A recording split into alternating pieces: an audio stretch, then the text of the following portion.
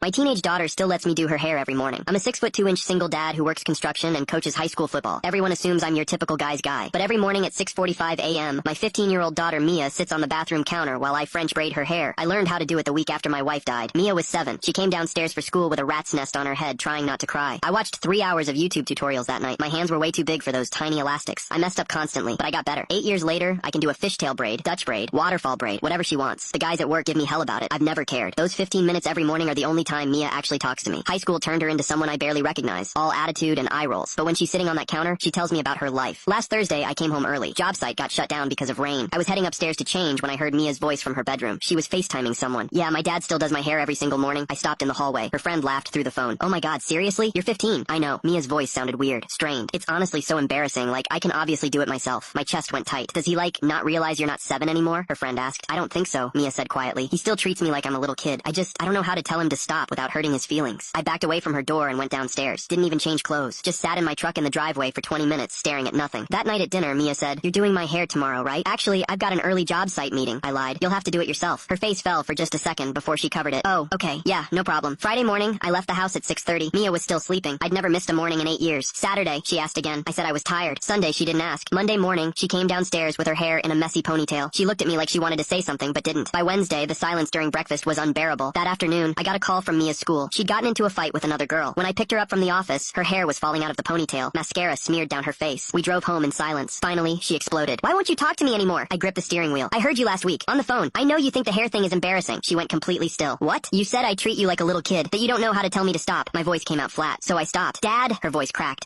You didn't hear the whole thing. I heard enough." "No, you didn't." She was crying now. "Jenna was making fun of me because she saw you dropping me off and doing the braid check thing you do. She said I was babied. She said it was pathetic that I still needed my daddy to do my hair." I pulled into our driveway but didn't turn off the car. And I told her, Mia's voice was shaking. I told her that you learned how to braid hair from YouTube after Mom died, that you practiced on your own hair first because you were so bad at it, that you wake up early every single day just to make sure I feel taken care of. She was full on sobbing now. I said it's embarrassing that she can't understand why that's important to me, that you're the only person who asks about my life every single day, that those 15 minutes are the only time I feel like I can be honest about anything. I turned to look at her, really look at her. "The fight today," she said, "it was with Jenna, because she wouldn't stop calling you pathetic for still doing your daughter's hair like she's a baby." Something in my chest cracked open. All those mornings I'd been so afraid she was just tolerating. All the times I worried I was embarrassing her just by existing. I pulled her into a hug. She hasn't let me do that in months. "I missed you," she whispered into my shoulder. "I really missed you, Dad." The next morning at 6:45, Mia was already sitting on the bathroom counter, hairbrush in hand. She didn't say anything, just handed me the brush. I braided her hair, a French braid, her favorite, and she told me everything I'd missed that week.